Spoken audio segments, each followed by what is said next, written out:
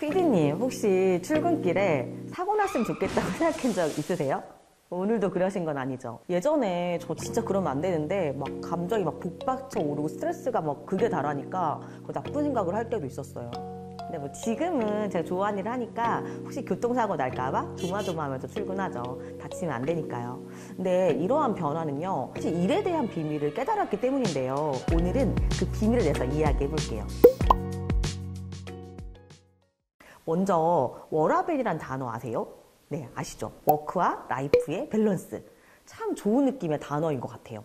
그런데 저는 어느 순간부터 이 단어가 약간 허상에 가깝다고 생각을 해요. 일과 삶의 분리가 가능해요?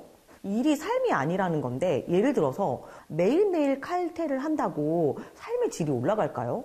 어떻게든 일하는 시간을 줄여서 주 5일, 주 4일까지 얘기를 하는데, 이렇게 싫은 일을 하면서도 과연 삶이 좋을까요? 저는 누구보다 워라밸이 보장되는 공무원에서 일했어요. 공무원 일이 막 엄청 재밌진 않지만 못할 정도는 아니고, 일찍 퇴근해서 친구들하고 놀거나 취미생활을 즐기거나 좋았던 시절도 되게 많았던 것 같아요. 근데 어느 순간부터요, 진짜 전혀 즐겁지가 않더라고요. 왜냐면 내일 다시 출근해서 재미도 없고 의미도 없는 일을 해야 한다고 생각하니까 사실 모든 의욕이 좀 상실됐었어요. 어느 날부터인가 그냥 뭐 하지 않고 그 침대랑 한 몸이 되어 있는 저를 발견하게 된 거예요. 아마 많은 분들이 공감하실 거라고 생각이 들어요. 퇴근 후에 고상한 나를 위해서 맛있는 것도 먹고 넷플릭스도 보면서 보상의 시간을 보내더라도 결국 일에서 오는 힘듦이 해결되지 않으면요, 반복되는 일상은 괴로움일 뿐이라는 걸요. 저의 내담자의 실제 이야기예요. 한번 들어보세요. 저는 30대 남자입니다. 저는 어렸을 때부터 운동을 잘해서 사채과를 들어갔고요. 군대를 갔다 오고 졸업 시즌 되니까 다들 취업하는데 난 앞으로 뭐 할까 생각이 들었습니다. 그래서 안정적이면서도 어느 정도 저희 특기를 살릴 수 있는 경찰을 하기로 마음먹었어요. 그리고 운 좋게 합격하게 되었습니다. 초반에 하도 정신이 없고 일도 적응해야 되고 이제 직장 걱정 없겠다 생각이 들어서 참 잘 지냈던 것 같아요. 어려운 분들을 도와주는 부분에 성취감도 느끼고 부모님도 좋아하시고 꽤 만족했습니다. 그런데 조직생활, 특히 정치질이 난무하고 노력의 가치가 훼손되는 경험이 반복되면서 점점 일을 대충하게 되었습니다. 어릴 때부터 사실 저는 워렌 버핏을 엄청 좋아했어요. 뭐라고 하셨냐면은, 당신이 사랑하지 않는 일을 한다면 그것은 인생을 낭비하는 것이다. 그런 제가 어느 순간부터 그냥 직장이다 생각하면서 사명감이라는 부분을 생각하지도 않는 나를 발견하고 내가 싫어졌습니다. 원장님, 저를 좀 도와주세요.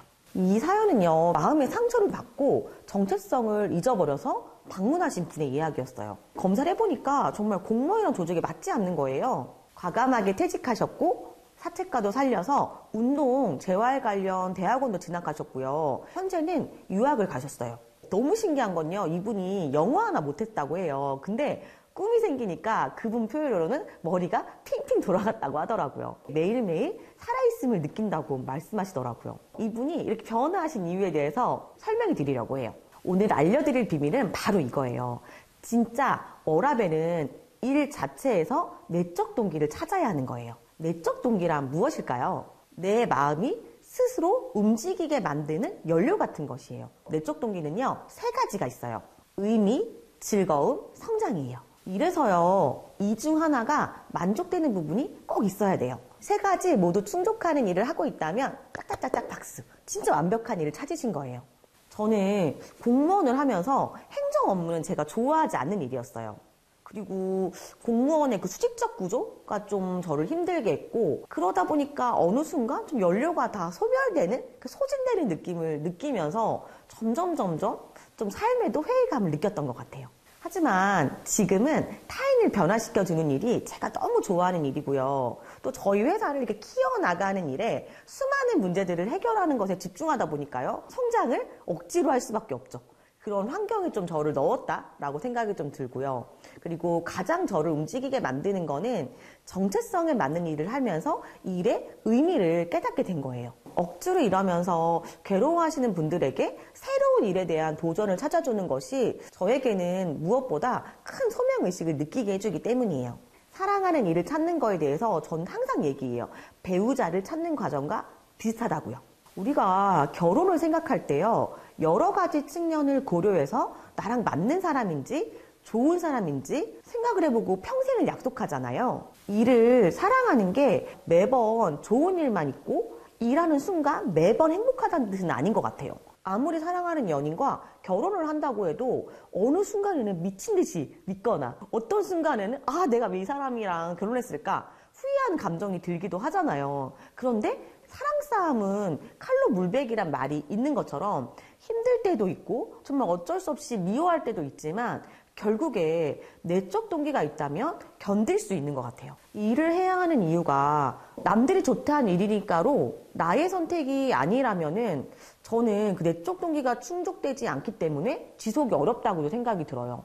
지금 여러분들이 고민하는 그 일이 어떠한 즐거움, 성장, 의미를 주는지 한번 천천히 생각해 보시면 좋을 것 같아요. 생계를 위해서 바를 운영했던 한 남자가 야구 경기를 보고 그 안타를 치는 순간에 소설가가 되었다고 마음을 먹고 글을 시작했잖아요. 바로 우리가 너무나 잘 알고 있는 소설가 무라카미 하루키죠. 여러분들도 분명히 그러한 일들이 기다리고 있어요. 저는 언젠가 자신이 사랑하는 일을 만나기 원하시는 분들을 위해서 영상을 계속 만들게요. 분명 찾을 수 있습니다. 오늘도 시청해주셔서 감사합니다.